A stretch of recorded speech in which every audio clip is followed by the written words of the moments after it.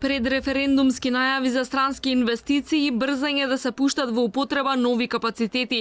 Владините представници во периодот на предреферендумската кампања беа буквално во трка да стигнат да ги испромовираат странските инвеститори, без разлика дали самите се заслужни за нивното доаѓање или само ги довршиле започнатите проекти.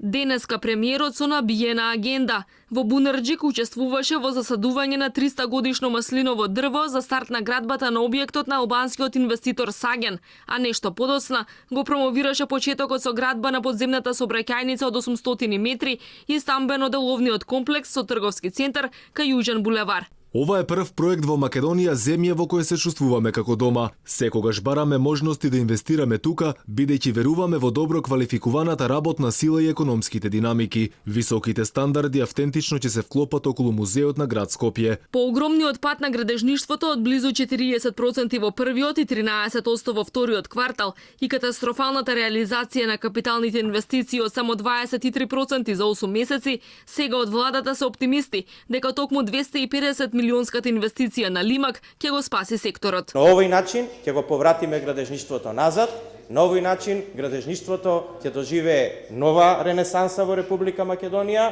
преку точно овакви комерцијални проекти, каде што ќе има приватни инвеститори и точно преку инфраструктурата во чие градење владата ќе биде посветена во наредниот период. Во изминатиот период владени представници ги промовираа инвестициите на германскиот ОДВ Електрик, грчката фирма Секе, фабриката за еколошки пелети Еколайф, а дури ги пробаа и американските крилца на KFC. Претходно беше отворена и фабриката на турски Чагатай Кабло. Тогаш опозицијата обвинуваше дека инвеститорот го потпишал договорот со претходната влада, а сегашната само ја презентирала инвестицијата како своја.